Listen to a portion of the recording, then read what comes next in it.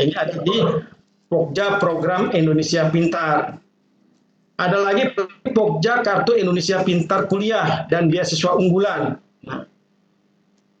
Jadi untuk 2020 ada KIP Kuliah namanya. Ada lagi satu lagi Pokja Tunjangan Profesi Guru dan lainnya. Ini dulunya adanya di di Gutentis, Pendidikan Guru dan Tenaga Teknis. Nah, sekarang ada di Puslapdik. Jadi 3 lembaga ini atau instansi ini bentukan baru yang berada di Puslapdik. Saya lanjutkan. Nah, Bapak dan Ibu, pengelolaan PIP di 2019 sampai 2020, yang terakhir 2019 peralihan ke 2020 itu 17,22% masih ditangani oleh Dijen PAUD Dikdas Dikdasmen, yaitu Direktorat Pembinaan Sekolah Dasar, masih sedikit yang lama. Tetapi masuk di 2020 itu ditangani oleh Pusat Layanan Pembiayaan Pendidikan. Ini sekarang penyalurannya yang total dananya ada sekitar 82,78%. Sekarang nanti akan disalurkan atau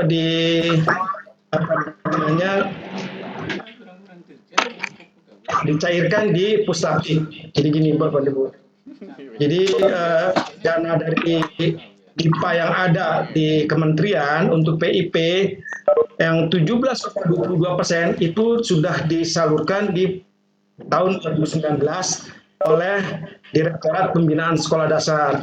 Nah, yang dana 82,78% di 2020 nanti penyalurannya akan dilakukan oleh Pusat Layanan Pembiayaan Pendidikan. Seperti itu, Bapak Ibu. Nah, program Indonesia Pintar adalah bantuan berupa uang tunai atau perluasan akses dan kesempatan belajar dari pemerintah yang diberikan kepada peserta didik dan mahasiswa yang berasal dari keluarga miskin atau rentan miskin untuk membiayai pendidikannya. Bapak dan Ibu sudah bisa melihat di sini ada kata-kata tambahan dan mahasiswa.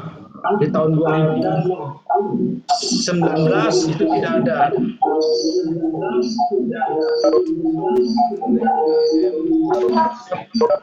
PIP Pendidikan Dasar dan Menengah yaitu program yang diperuntukkan bagi anak berusia 6 tahun sampai dengan 21 tahun yang berasal dari keluarga miskin atau rentan miskin. Nah, bagi siswa yang berusia 6 sampai 21 tahun, SD, SMP, SMP, SMK yang mendapatkan bantuan program Indonesia Pintar, maka dia akan mendapatkan kartu Indonesia Pintar. Kartu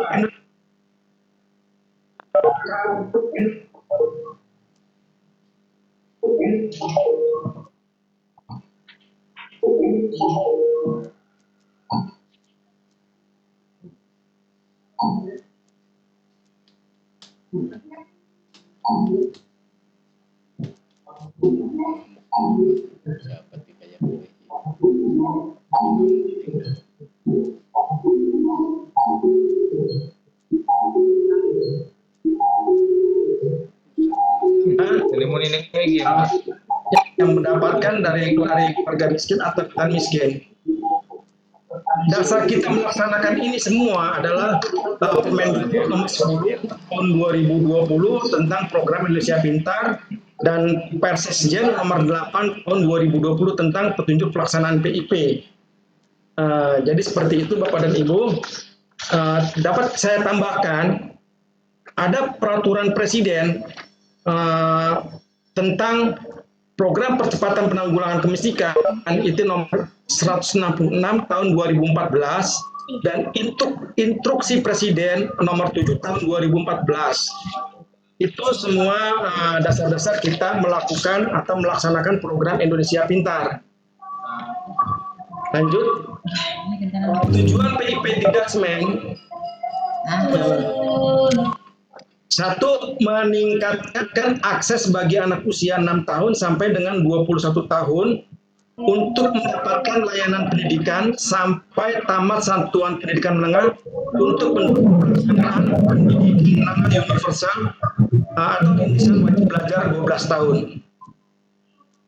Sekarang sudah wajar 12 tahun, memang dulu wajar 9 tahun. Yang kedua, mencegah peserta didik dari kemungkinan putus sekolah atau drop out atau tidak dapat melanjutkan pendidikan akibat kesulitan ekonomi.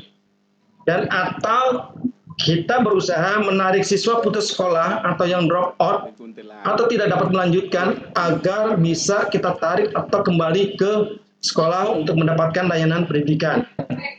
Baik itu nanti dia masuknya di sanggar kegiatan belajar, di pusat kegiatan belajar masyarakat, atau di lembaga kursus dan penelitian. Jadi seperti itu Bapak dan Ibu. Tujuan PP Didaksmen itu besarannya ada 3. Meningkatkan akses untuk usia 6 tahun, mencegah agar anak tidak drop out, dan menarik kembali anak ke sekolah yang drop out, baik itu nanti melalui jalur non formal. Bapak dan Ibu perlu ketahui, inilah barangkali yang krusial, yang banyak diperdebatkan atau banyak yang ditanyakan oleh Bapak dan Ibu mengenai data. Nah, memang program Indonesia Pintar, basis datanya itu dari data terpadu kesejahteraan sosial atau data KS yang kita sebut. Data KS ini dipakai untuk program perlindungan sosial karena ini merupakan sistem data elektronik yang memuat informasi sosial, memuat ekonomi, demografi, dan status kesejahteraan terendah di Indonesia. Data KS ini didukung oleh namanya Sistem Informasi Kesejahteraan Sosial Next Generation. Jadi data KS ini didukung oleh sistem namanya SIG-NG, sistem informasi yang terdiri dari beberapa komponen berupa pengumpulan dan pengolahan data kesejahteraan sosial yang ada di Kementerian Sosial. Jadi data KS dan SIG Generation ini adanya di Kementerian Sosial. Inilah basis data bagi calon penerima program Indonesia Pintar. Telah saya sebutkan tadi, dasar pelaksanaan program Indonesia Pintar ini bisa ditindaklanjuti nanti oleh Dinas Kabupaten apabila ingin melakukan ada monitoring dan evaluasi, ada sosialisasi di Kabupaten Brebes, atau juga bisa nanti menganggarkan untuk operator-operator PIP. Dasarnya ini, kalau mereka ingin mengadakan sosialisasi maupun evaluasi maupun pembayaran honor untuk operator. Dasarnya adalah Instruksi Presiden Republik Indonesia nomor 7 tahun 2014 tentang pelaksanaan program simpanan keluarga sejahtera, program Indonesia Pintar, dan program Indonesia Sehat untuk membangun keluarga produktif. Kedua, Peraturan Presiden Republik Indonesia nomor 160 tahun 2014 tentang program percepatan penanggulangan kemiskinan. Nah, di dalam peraturan-peraturan ini ada memberi peluang kepada dinas kabupaten untuk melakukan monitoring dan evaluasi, sosialisasi, juga kemungkinan bisa juga nanti memberikan honor kepada operator tergantung dari kemauan dinas kabupaten tersebut, dinas pendidikan kabupaten tersebut. Tentunya kalau dinas kabupaten tersebut membaca dasar pelaksanaan ini dan bermitra dengan pemangku kepentingan, rasanya tidak sulit untuk melakukan hal tersebut. Nah, untuk pelaksanaannya adalah kita mengacu Menteri Pendidikan dan Kebudayaan nomor 10 tahun 2020 tentang program Indonesia Pintar. dan Persesjen nomor 8 tahun 2020. Untuk pelaksanaannya tentunya juga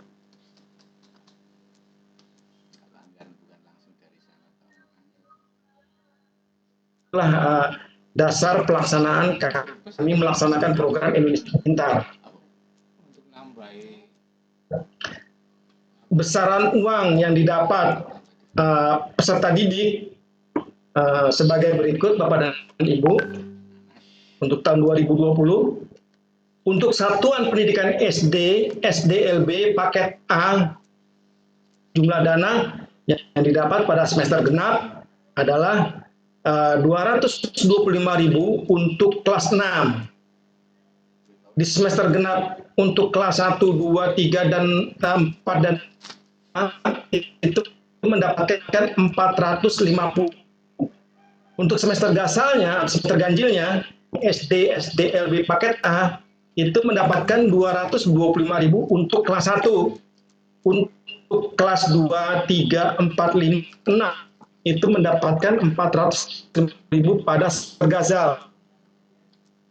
Untuk SMP, SMPLB paket B di semester genap kelas 9 mendapatkan 375.000 dan untuk kelas 7 dan 8 di semester genap mendapatkan 750.000.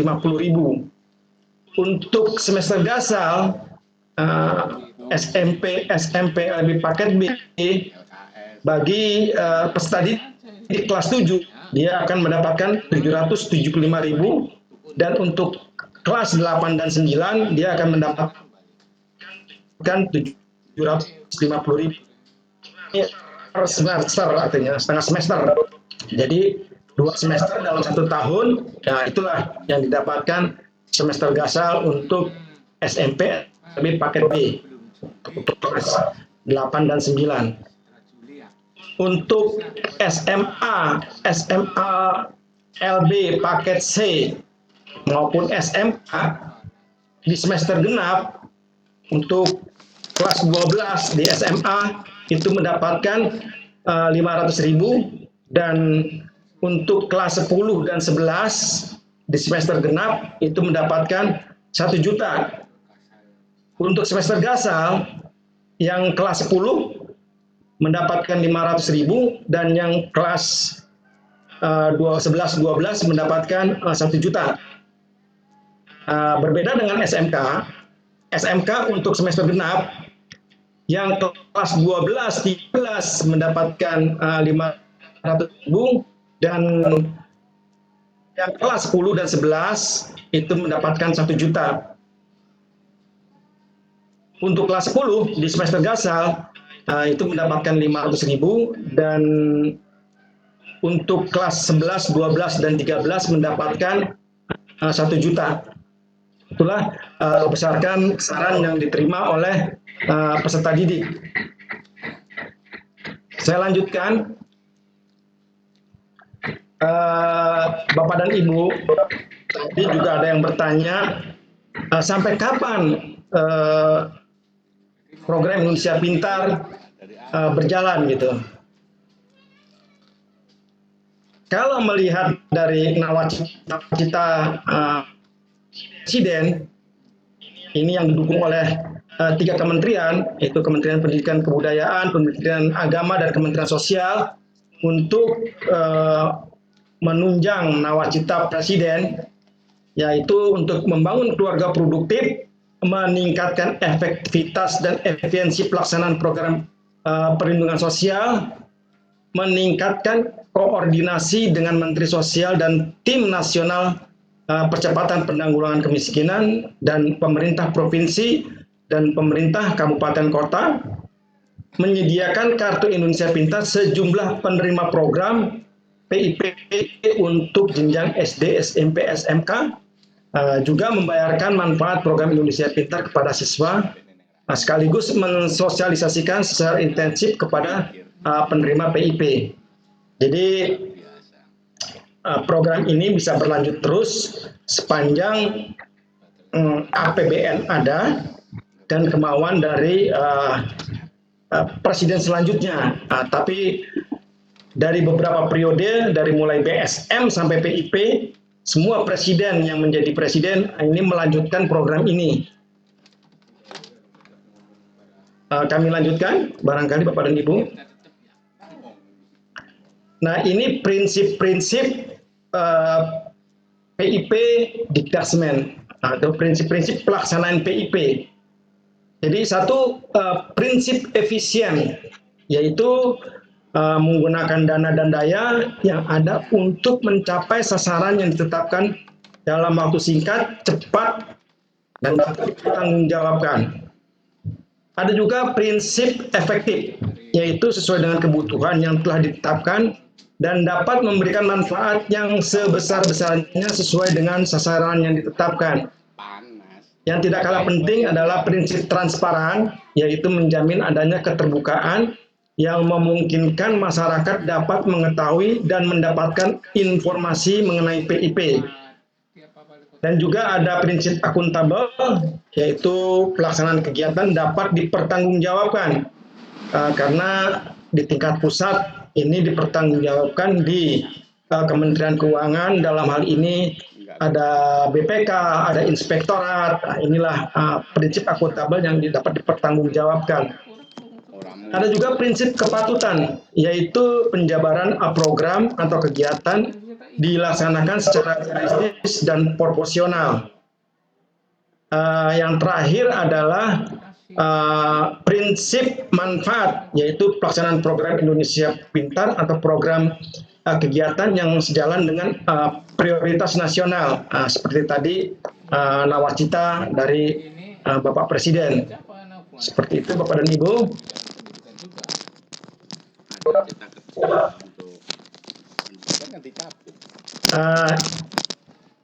Ini Bapak dan Ibu perlu ketahui bahwa prioritas penerima PIP, tadi banyak juga yang bertanya kenapa tidak dapat, kenapa. Nah, ini Bapak dan Ibu, prioritasnya Bapak Ibu, penerima PIP. Jadi, penerima PIP itu diutamakan pertama, peserta didik pemegang Kartu Indonesia Pintar. Dari hasil pemadanan terkini data peserta didik yang tercatat di Dapodik dengan data KS dan dari Kemensos. Jadi, prioritas utama itu Bapak dan Ibu. Bagi siswa memiliki KIP yang sudah padan datanya dengan data KS dan Kemensos, maka dia prioritas utama akan mendapatkan program PIP. Prioritas kedua, peserta didik dari keluarga miskin atau rentan miskin atau dengan pertimbangan khusus, yaitu peserta didik dari pemegang PKH atau program Keluarga Harapan. Itu pertama Bapak dan Ibu. Setelah tadi prioritas utama pemegang KIP, kedua pemegang Kartu Keluarga Harapan, dan ketiga adalah siswa atau orang tua pemegang Kartu Keluarga Sejahtera. Ini dulu disebut KKS, Kartu Keluarga Sejahtera. Jadi orang tua yang memiliki Kartu Keluarga Sejahtera yang anaknya tercatat di sana, maka itu juga merupakan pertimbangan khusus. Ada juga peserta didik yang berstatus yatim piatu, yatim atau piatu dari sekolah atau panti sosial atau panti asuhan. Ini juga termasuk program prioritas atau pertimbangan khusus yang akan mendapatkan PIP. Ada lagi peserta didik yang terkena dampak bencana, ya seperti di daerahnya itu ada musibah tanah longsor, banjir, gempa bumi, atau terkena dampak gunung meletus. Nah, itu juga dapat pertimbangan khusus yang akan mendapatkan PIP. Juga tidak lupa ada peserta didik yang tidak bersekolah atau drop out yang diharapkan kembali sekolah. Nah, itu juga merupakan program pertimbangan khusus. Peserta didik mengalami kelainan fisik atau disabilitas atau korban musibah dari orang tua yang mengalami pemutusan kerja. Nah, jadi kalau orang tua ada yang terkena pemutusan hubungan kerja, atau juga terpidana, maka itu juga anak-anaknya mendapat pertimbangan khusus mendapatkan PIP. Tentunya semua ini diusulkan melalui dinas atau juga dari pemangku kepentingan melalui dari Dapodik atau si Pintar Enterprise. Jadi itu Bapak dan Ibu, prioritas penerima layanan PIP di Daksmen itu pertama itu tadi saya sebutkan pertama dari pemegang KIP, juga ada pertimbangan khusus bagi siswa yang mempunyai PKH, ada juga orang tuanya mempunyai KKS, yatim piatu atau piatu yang berada di panti asuhan, atau juga masyarakat yang terdampak bencana, banjir, gunung meletus, dan seterusnya. Itu barangkali Bapak dan Ibu prioritas penerima PIP. Nah, besaran bantuan untuk digunakan oleh penerima PIP ini jangan sampai uang atau dana yang didapatkan oleh siswa dipergunakan di luar yang ada di dalam ini. Yaitu satu, ini yang boleh dan diperuntukkan membeli buku dan alat tulis, membeli pakaian seragam sekolah atau praktik dan perlengkapan sekolah, atau juga dipakai untuk membiayai transportasi, juga bisa digunakan sebagai uang saku peserta didik, atau juga bisa digunakan untuk biaya kursus atau les tambahan bagi peserta didik pendidikan formal, biaya praktek tambahan atau biaya magang atau penempatan kerja. Jadi dana PIP dipergunakan untuk semua penunjang proses belajar mengajar. Barangkali bagi mereka yang mempunyai hobi di olahraga bisa diberikan alat-alat olahraga. Bagi yang suka bola bisa berikan bola, bagi yang suka badminton bisa diberikan raket yang sederhana, bagi yang suka tenis meja bisa diberikan bat, bagi yang suka menggambar itu bisa diberikan peralatan menggambar. Jadi itulah barangkali penggunaan dana untuk kemajuan anak-anak didik kita. Nah, Bapak dan Ibu, pelaksana program PIP itu di tingkat pusat pelaksananya adalah Puslabdik, Pusat Layanan Pembiayaan Pendidikan, dan lembaga penyalur di dalam hal ini bila SD adalah BRI dan bila SMP adalah BNI. Itulah pelaksana di tingkat pusat PIP. Di tingkat daerah, di tingkat provinsinya, nanti diharapkan di tingkat provinsi membentuk pelaksana kerja PIP. Pelaksana kerja PIP itu nanti terdiri dari ada ketua pelaksana, ada anggota pelaksana, ada operator gitu. Di tingkat kabupaten kota juga seperti itu. Diharapkan membentuk pelaksana PIP itu nanti juga terdiri dari anggota pelaksana dan operator PIP gitu. Jadi kalau yang di tingkat provinsi itu menangani PIP SMA, SMK dan pendidikan khusus, dan di kabupaten kota itu menangani PIP SD, SMP dan kesetaraan. Itulah mitra kerja kita untuk pelaksanaan program PIP di Daksmen.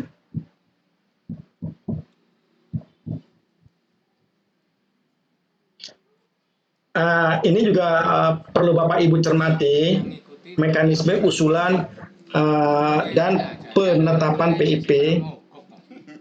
Usulan berdasarkan data KS ini barangkali yang perlu Bapak ketahui, bila anak itu datanya berdasarkan data KS, maka dia akan menerima PIP secara terus-menerus lah istilahnya. Jadi pemadanan data calon penerima PIP Daksmen yang dilakukan oleh Pusdatin Kemensos, ini ada data Kemensos, data KS, data kesejahteraan sosial dari Kemensos, dan Dapodik Kemendikbud. Jadi diverifikasi dan divalidasi data calon penerima PIP yang asalnya dari data Kemensos divalidasi dengan Dabodi Kemendikbud.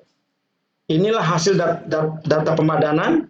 Setelah mendapatkan hasil data pemadanan dari hasil verval, verifikasi dan validasi, maka kita akan memproses verifikasi dan validasi hasil pemadanan antara data KS dengan data Dabodi. Kalau semua persyaratan itu sudah memenuhi syarat, misalnya tanggal lahir, nama, atribut seterusnya, baru kita akan terbitkan SK penerima PIP Didasmen dari Puslapdik yang nanti ditujukan ke Dinas Kabupaten Kota melalui Sipintar Enterprise. Begitu Bapak dan Ibu. Ada juga usulan yang bukan dari data KS. Itu usulan berdasarkan dari sekolah.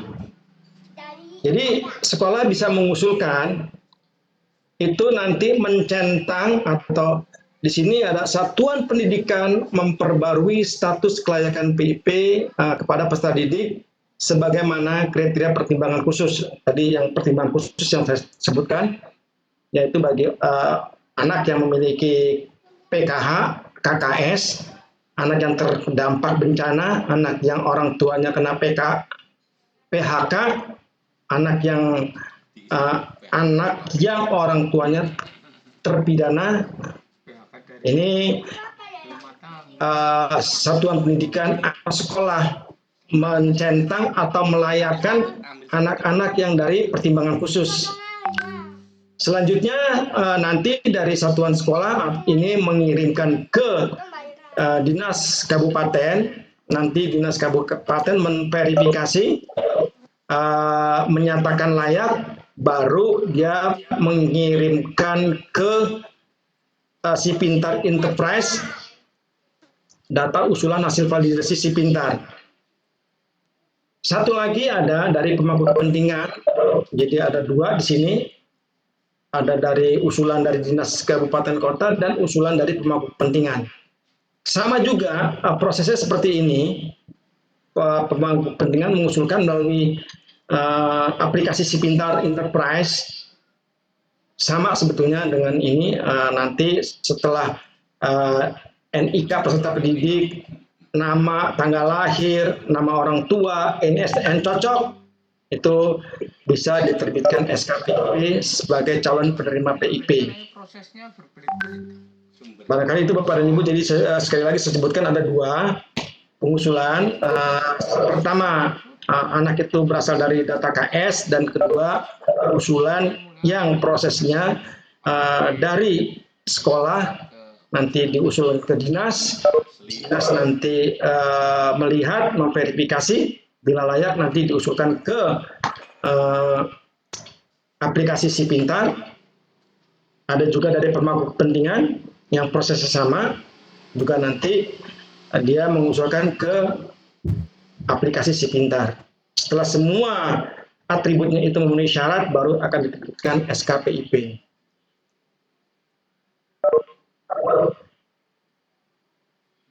Nah, Bapak dan Ibu perlu diketahui, ini perlunya koordinasi Dinas Pendidikan dengan Dinas Sosial atau Pemda setempat.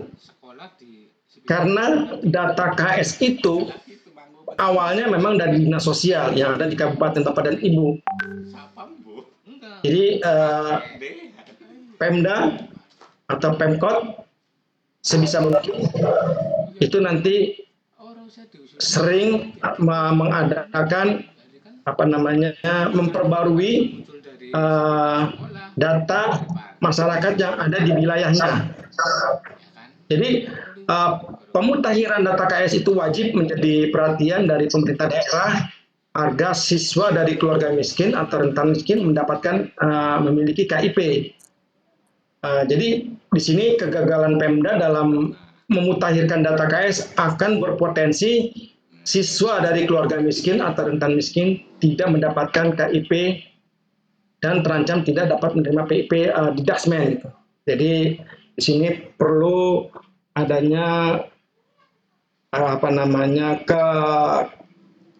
kepedulian dari Pemda untuk mengupdate data KS. Nah, uangnya dari Selanjutnya, nah ini Bapak dan Ibu, Nah, ini kan yang data aja. kalau ada masyarakat di sekitar Bapak dan Ibu yang ingin mendapatkan program Indonesia Pintar, memang bukan diusulkan ke dinas kabupaten kota, tidak, tetapi ke dinas sosial. aja bisa diangkat. Jadi kalau ada ingin meminta KIP atau PIP, awalnya berangkatnya datanya itu masukkan dulu ke data KS. Prosesnya bagaimana? Nah ini prosesnya. Adakan musyawarah desa atau musyawarah kecamatan atau apapun namanya, musyawarah apalah gitu di desa atau di kecamatan atau di tingkat kabupaten. Itu nanti minta dari dinas sosial kecamatan, itu ada namanya tenaga TKSK, itu tenaga kesejahteraan sosial tingkat kecamatan. Nanti pada saat musyawarah desa dihadiri oleh TKSK, tim kesejahteraan sosial kecamatan, mendata warga yang kurang mampu atau peserta didik yang kurang mampu, itu nanti didata semua. Setelah didata, diketahui oleh kepala desa atau kelurahan atau kecamatan, dan diketahui juga oleh TKSK dari dinas sosial, maka dibuatlah berita acara. Nanti selanjutnya akan diteruskan ke Kementerian Sosial. Data itu nanti akan digunakan sebagai data KS. Nah, nanti dari itu baru bisa terbit yang namanya Kartu Keluarga Sejahtera atau KKS. Setelah orang tuanya mendapatkan KKS, nomornya itu tuh diinputkan di sekolah. Jangan sampai nanti orang tuanya mendapatkan KKS terabaikan gitu Bapak dan Ibu. Dan satu lagi Bapak dan Ibu, bagi masyarakat yang kurang mampu ingin mendapatkan PIP, itu bisa melakukan mandiri, tidak ada rapat apa namanya ini rapat-rapat di tingkat kecamatan maupun di kelurahan.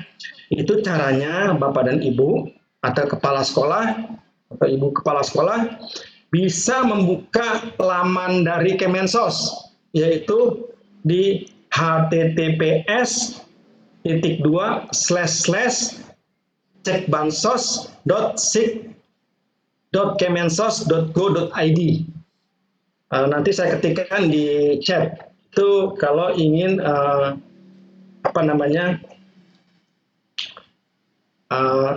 peserta didik yang kurang mampu ingin mendapatkan PIP. Jadi nanti bisa cek di laman tersebut milik Kementerian Sosial.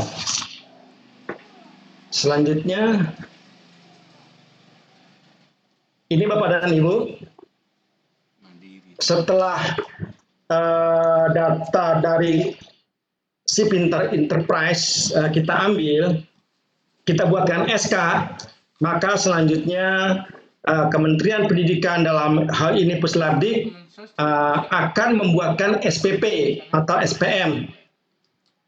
Nanti SPP dan SPM itu diserahkan ke KPPN 3 kalau di Jakarta. KPPN 3 selanjutnya setelah melihat berkas-berkas itu semuanya sudah baik, maka KPPN 3 akan menerbitkan SP2D, surat perintah pembayaran dana. Nah, uang itu nanti ditransferkan ke bagi siswa SMP, maka ditransfer ke BNI. Bagi siswa peserta didik yang namanya ada di SK, maka akan ditransfer ke Bank Rakyat Indonesia. Selanjutnya, lembaga penyalur ini, BRI,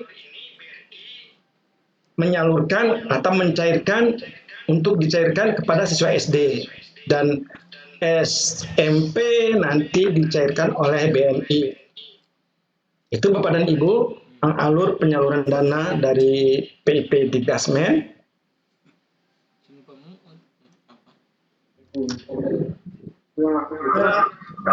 SK yang telah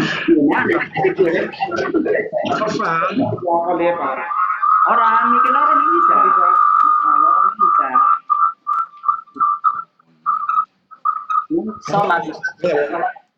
SK dan data PIP di Dasmen dapat langsung diakses oleh Dinas Pendidikan Provinsi, Dinas Kabupaten, Kota, dan Satuan Pendidikan melalui aplikasi Si Pintar.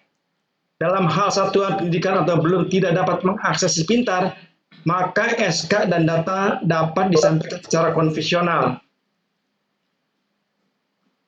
Ini kita sudah mengembangkan Si Pintar. Nanti SKPIP-nya itu bisa disampaikan ke Dinas Pendidikan Kabupaten Kota ataupun satuan pendidikan atau sekolah-sekolah. SKPIP yang telah diverval data KS-nya dengan Pusdatin kita, Kementerian Pendidikan dan Kebudayaan. Selanjutnya Bapak dan Ibu, setelah peserta didik mendapatkan SK, maka bagi kelas 1 baru yang belum pernah atau yang baru itu harus aktivasi dahulu. Nah, untuk mengaktifasi simpanan pelajar itu ada beberapa syarat yang harus dipenuhi oleh peserta didik.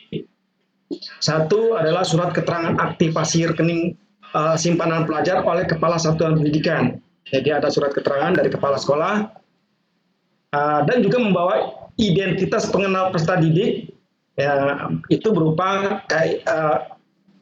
KIP atau kartu pelajar, atau juga kartu keluarga, atau juga surat keterangan dari Kepala Sekolah.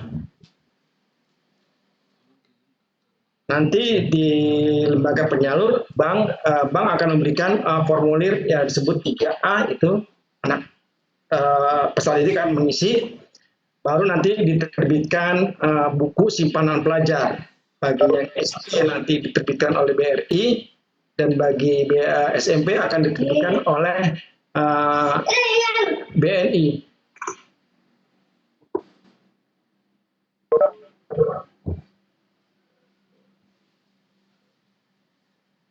Ini bagi peserta didik yang belum pernah aktivasi rekening simpanan pelajar di Dasmen. Tadi kalau ini nanti dikolektifkan secara administratif, Bapak dan Ibu, ini bukan pencairan, tapi aktivasi. Aktivasi bisa dilakukan kolektif, jadi kolektif dokumen atau kolektif administratif. Jadi ada surat kuasa dari yang dikuasakan, misalnya kepala sekolah, nanti juga dibuatkan SPTJM atau surat pertanggungjawaban mutlak bermaterai cukup. Ada surat keterangan aktivasi rekening dari Kepala Satuan Pendidikan, dan fotokopi KTP dari kuasa peserta didik, dan fotokopi SK terakhir dari Kepala Sekolah. Itulah nanti yang buat aktivasi di bank.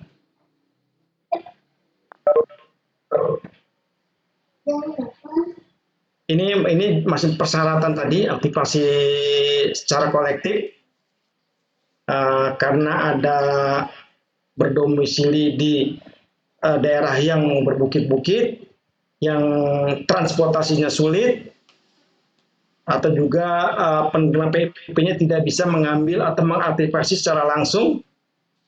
Misalnya dia penyandang disabilitas, sedang praktik kerja lapangan, atau ada anaknya itu berada di pondok pesantren. Seperti itu Bapak dan Ibu.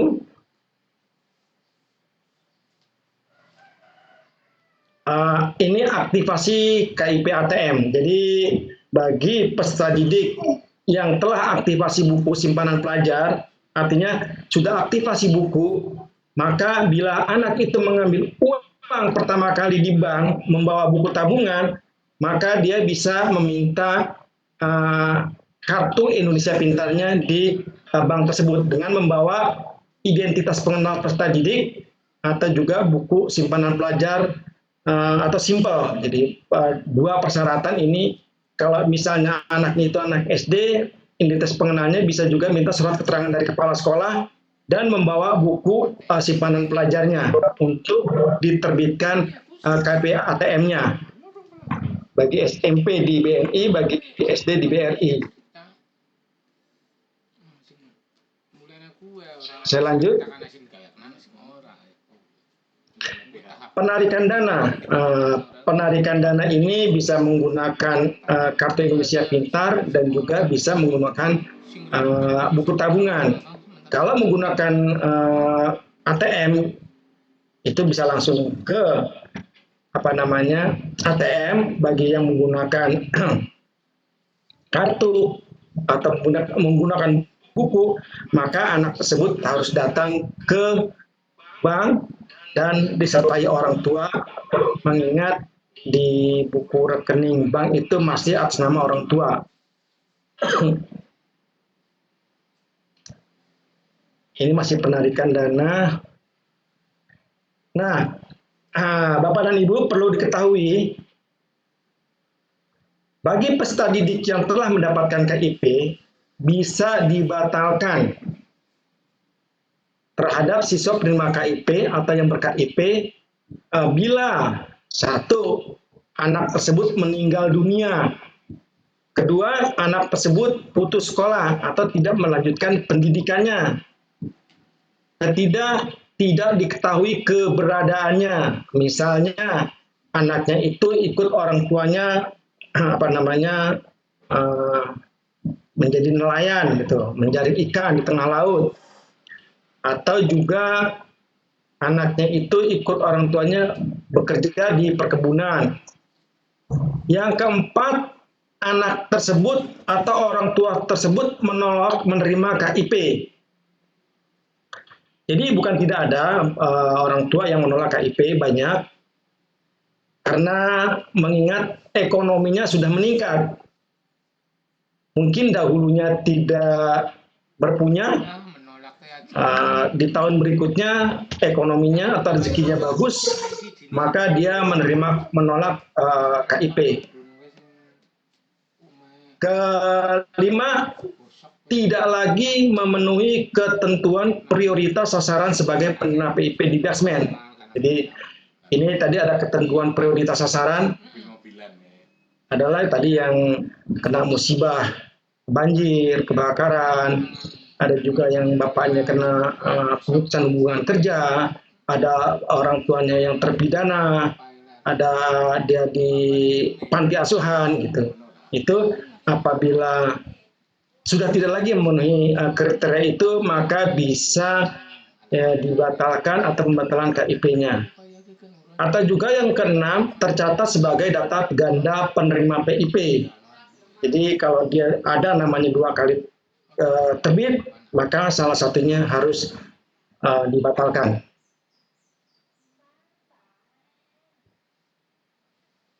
Ini pengembalian dana PIP ke kas negara.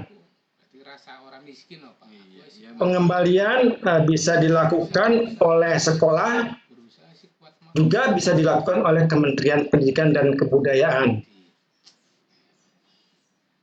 Pengembalian dana oleh sekolah, orang tua peserta didik memberikan pernyataan tertulis bahwa anak-anaknya tidak ingin lagi mendapatkan PIP. Dan pengembalian disampaikan oleh kepala sekolah kepada pusat layanan pendidikan bahwa anak yang bersangkutan sudah tidak lagi memenuhi syarat kriteria utama melalui si pintar. Jadi seperti itu Bapak dan Ibu.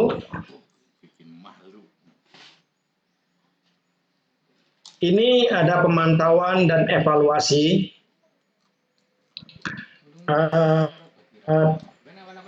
Tadi di muka saya sudah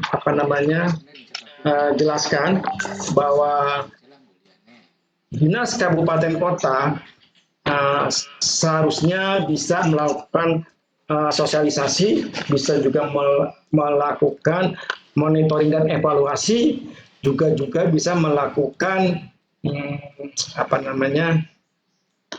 pemberian honorarium untuk tenaga operator.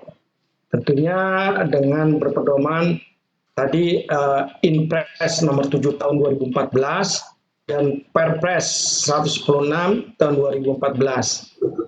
Nah, pemantauan yang dilakukan setiap tahun adalah dalam ini pemantauan internal, itu yang dilakukan oleh Puslabdik dan juga pemantauan dari Dinas Pendidikan Kabupaten Kota.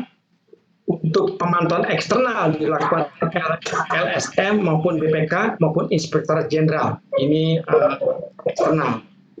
Apa yang dilakukan? Apa yang dipantau? Yang dipantau adalah ketepatan sasaran penerima dana.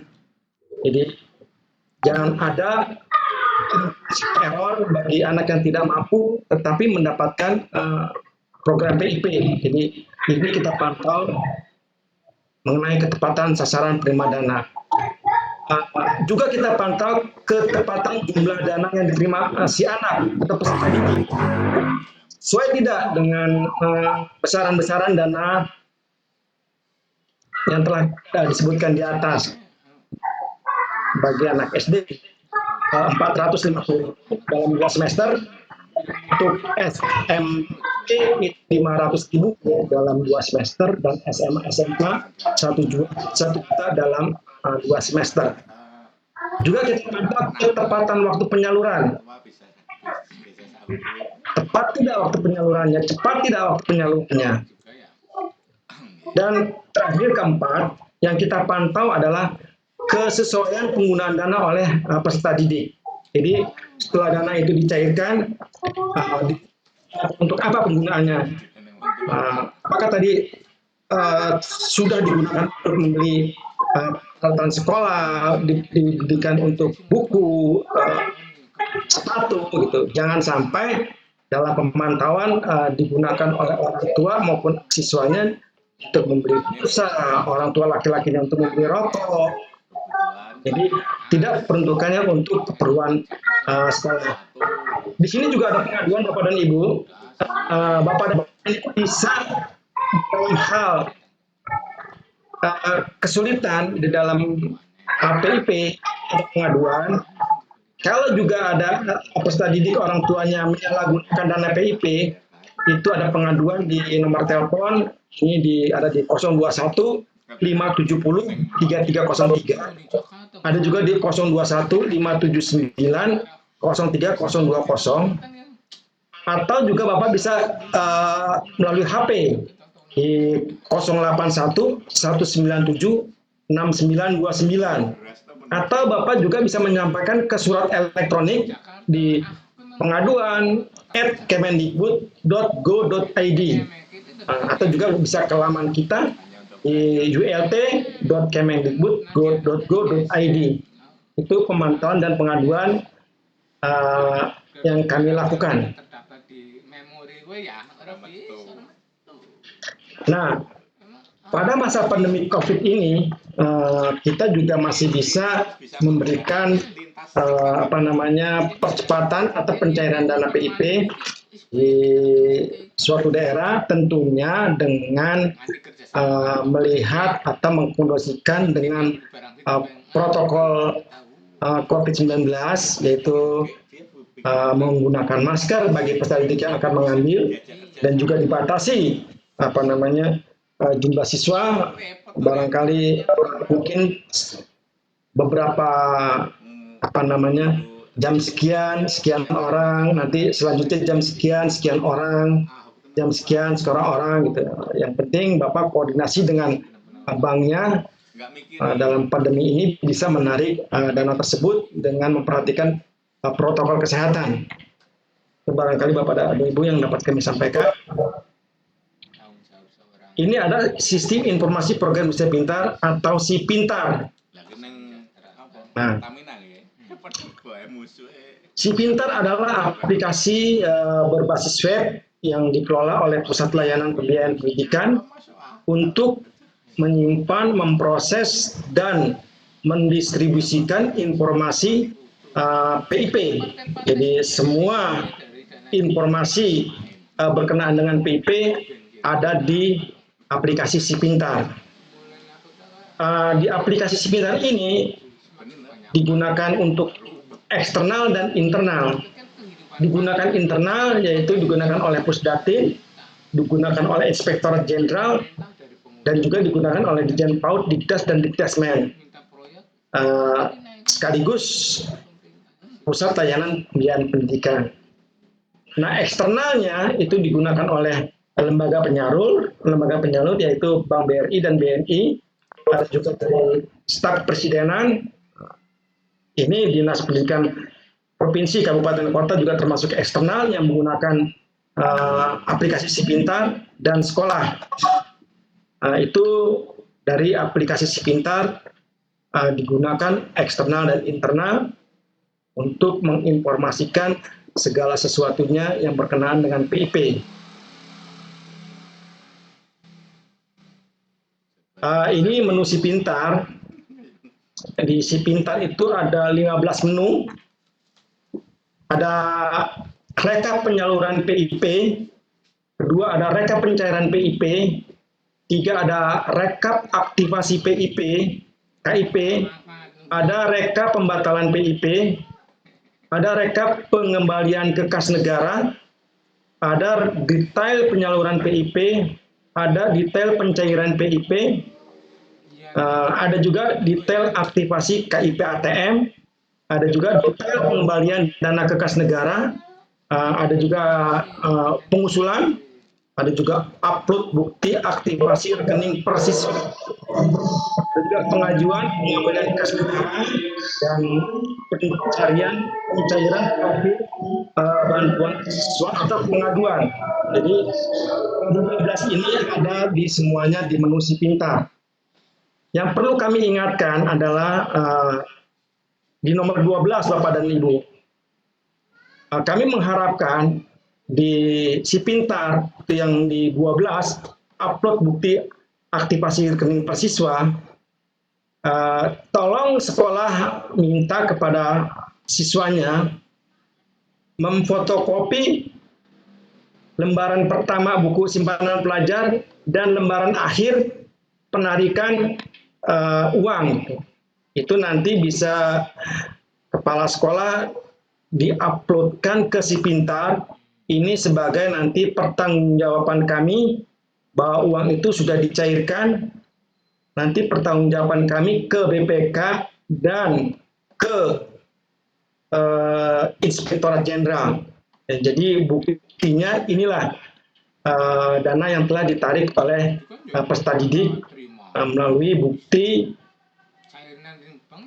sekolah mengupload bukti pengambilan dari buku simpanan pelajar. Itu Bapak dan Ibu. Ada aplikasinya Si Pintar. Ini pemutahiran data, perkembangan pencairan. Jadi Bapak dan Ibu di aplikasi Si Pintar Enterprise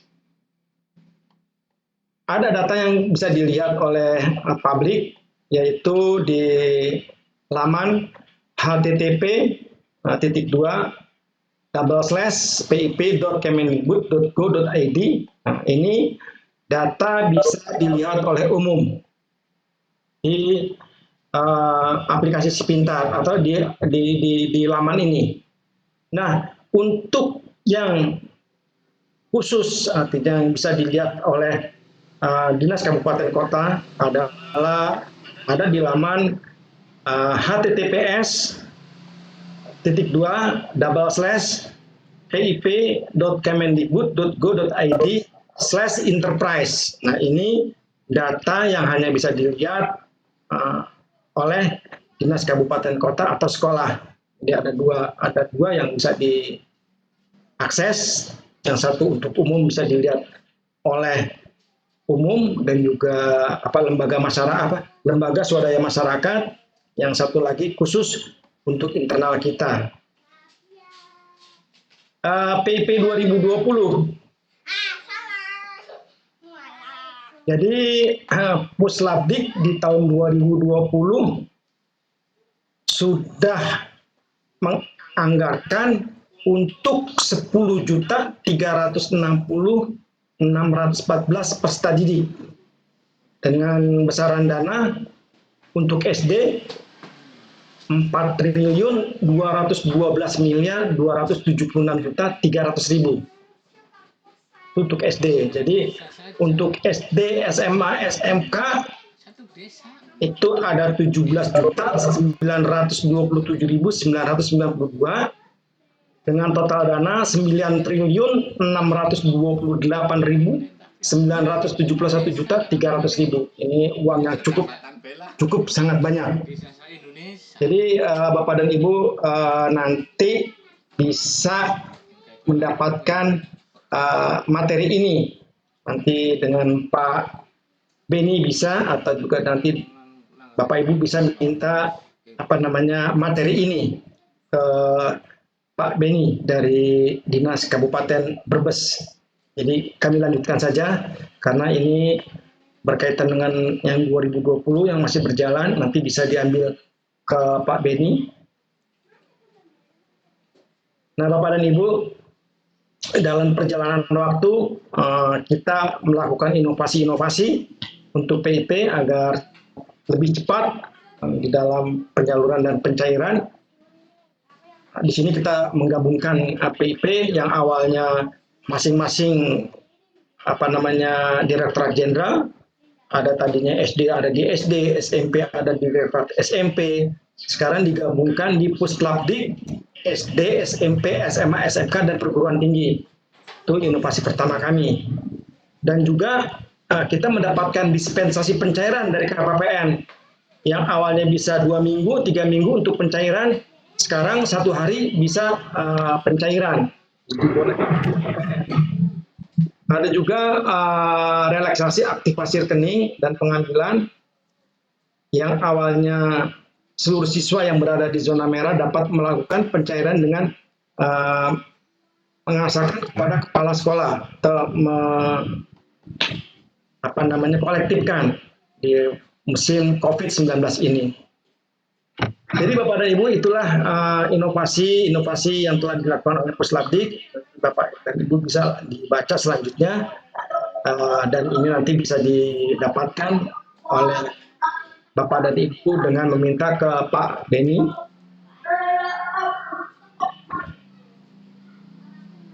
Ini penyaluran di 2020, nanti Bapak Ibu juga bisa lihat. Ini Bapak dan Ibu, histori atau sejarah dari PIP dari 2015 sampai 2018. Kalau Bapak Ibu lihat di sini angka-angkanya, dana dan siswanya ini fluktuatif, bisa bertambah bisa berkurang. Tadi juga ada yang bertanya apakah PIP nanti masih bisa berjalan terus. Nah, ini Bapak dan Ibu bisa dilihat angka-angkanya bisa berubah setiap tahun tergantung dari ketersediaan dana APBN. Apabila APBN-nya kita tinggi, maka kita bisa lebih banyak lagi untuk siswa. Tapi apabila APBN-nya tergerus oleh keadaan ekonomi kita, maka juga akan berpotensi berkurangnya jumlah penerima program Indonesia Pintar.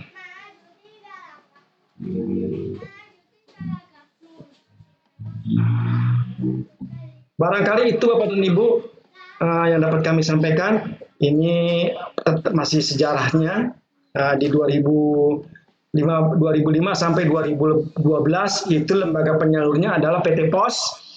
Di 2013-2014 itu Bank Pembangunan Daerah, Asbanda waktu itu dan Bapeda. Dan di 2015 sampai sekarang atau 2020 itu yang menyalurkan bagi siswa SD adalah BRI dan bagi SMP adalah BNI.